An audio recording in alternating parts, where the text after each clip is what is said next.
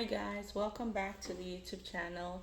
Today I'm gonna start with giving thanks to God and to everyone that has subscribed and liked the video so far. I appreciate you all so much. Thanks for the views, thanks for sharing. And today let's just get into the video for today. And honestly, I know that I don't really know the audience that is watching this video, but the video is intended for kids, so I'm gonna be using real simple, understandable words so that we all get the message. Okay, so thank you all so much for joining, as I said earlier. So let's start the video. Okay, so we're going to talk about, I'm going to give you a summary of Genesis chapter 2 and 3.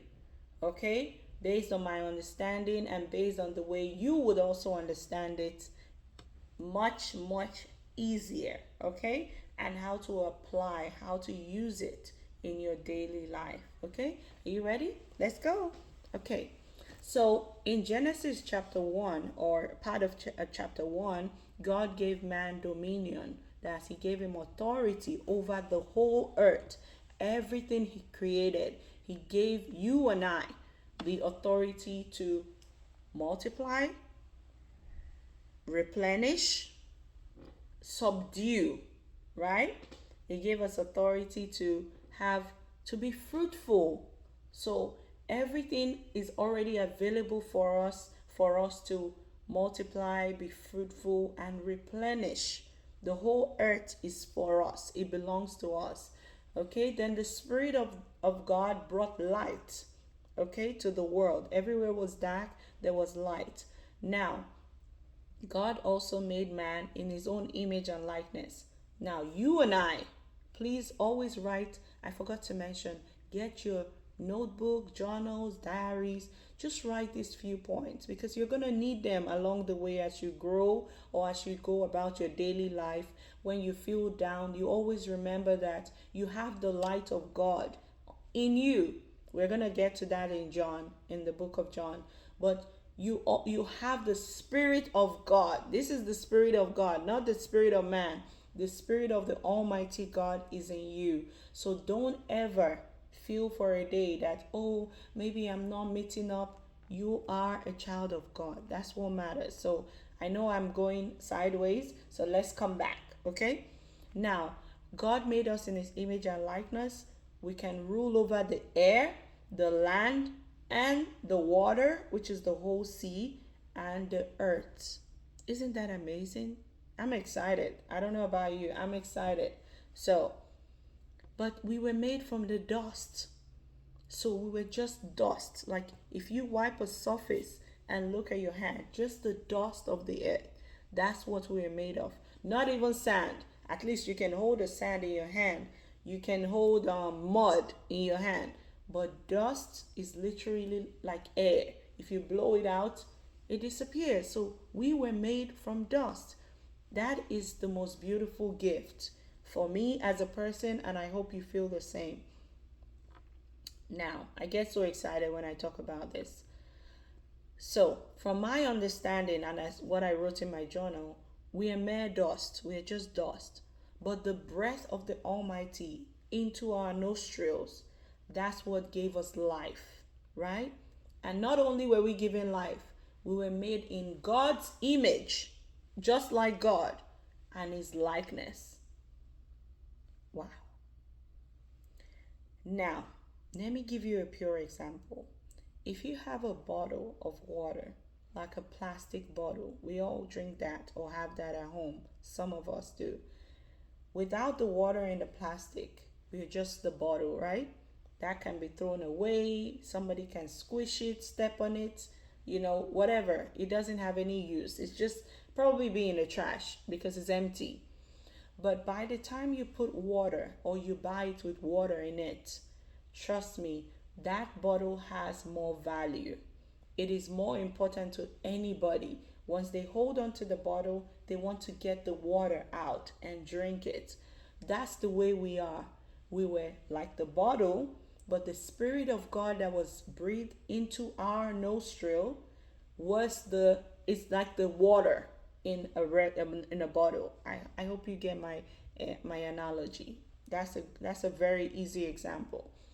Now, when you have the water in the bottle and you drink the water, it has served the purpose. Anybody that drinks the water now has, oh, now I'm no more thirsty, right? Just like us, we have the Spirit of God in us, and we all have a purpose. We all have a reason for being here. When we fulfill our purpose, we have also done the will of God. Just like the bottle and the water, and whoever drinks it is no longer thirsty. Now, at that moment, because there's the bigger water, there's the real water of life, which we're gonna get to. All this is in the Bible. I hope you all are following. If I'm too fast, you can put it in the comments, or you can slow down the video. Okay, I tend to talk fast sometimes. Okay, so now god gives commands. First, note that God speaks. God is not a plastic, is not a wood that will not talk. God has always been speaking from the beginning of creation. So now God gives commandments or commands us as blessings, and He can command as instructions. When I say commands as blessings, is when He's commanded man as a blessing to be fruitful, multiply, rule over the earth, dominate the animals. So we have control, we have authority, just like God has authority. Now, there's also commanding for instruction. This is where God gave us instruction. Do not eat. This is all in Genesis chapter 2. He gave different beautiful trees, and He said, do not eat of the tree of the knowledge of good and evil. There are other trees, there are fruits on other trees, but this particular tree, God says, do not eat of that tree. That's the commandment or the command He gave to Adam. Now,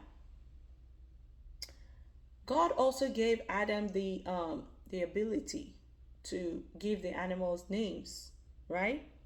Now, if man was made out of dust, as dust alone, do you think Adam will be able to name those animals? Do you think he'll be able to know lion, dog, sheep, bird, shark? I don't think so.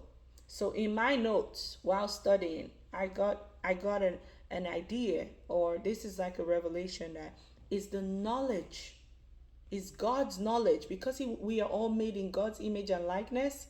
It is God's knowledge that gave Adam the ability to be able to name all the animals and creatures, right? It was God, because there's no way in the world that Adam would know what to call animals when he was just made from dust. Do you get me? Yeah. Okay.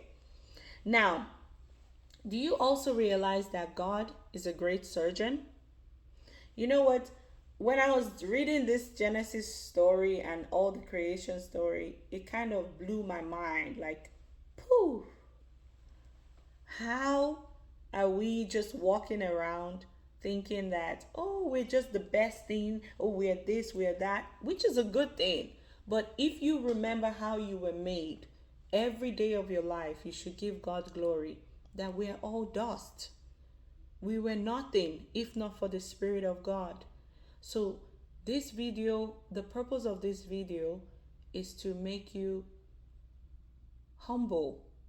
Because every video I want to try to teach, give you a moral, like something you can learn from the video.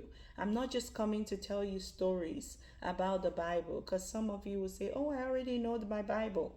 No, you have to get the lessons behind these stories. God is trying to teach us humility.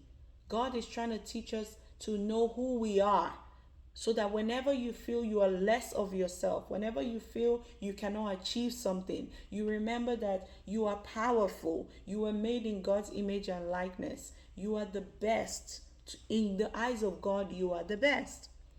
So, with that being said, the last point I want to make on this story is that God is a great surgeon. In Genesis chapter 1, He was a great magician.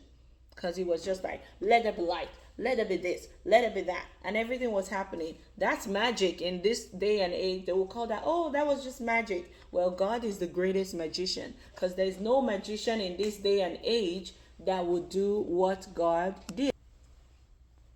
So God is the greatest magician. Okay, in Genesis chapter 1, Genesis chapter 2, God is the greatest, well, and 1 and 2, he's also the greatest surgeon. He doesn't need tools. He did not need any surgical equipment. When he was creating man, he just uses words. So when people do history and science, and with all the new age and new ideas coming out today, don't let anybody lie to you and tell you that God is not God. Who can tell you today that they can make someone out of dust? That's just an honest question. So now I'm trying to see how I can get into Eve's, the story of how God created woman. But the long story short of a woman is that God put Adam to a deep sleep. He saw that Adam was alone. There was nobody to help him. So he said he was going to help get a helpmate.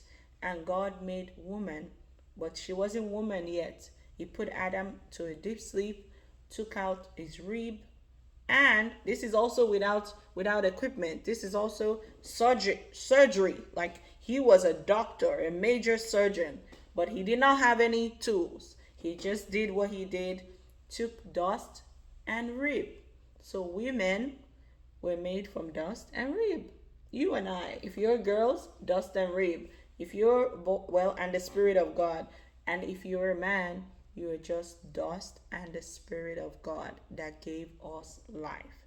So Adam woke up from the deep sleep and named her woman, which is out of a man.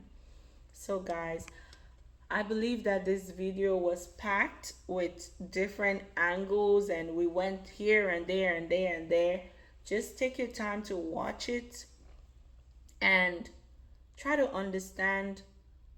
Pray to God to give you understanding on who you are. It's not just about what I'm saying. I might just be saying this and nobody will understand, but it takes the Spirit of God as well to give you understanding. So I'm gonna end this video here. Thank you so much for watching this video. Please like, subscribe, comment. Yes, I want to see comments. And thank you once again. Have a wonderful and blessed day. Bye bye.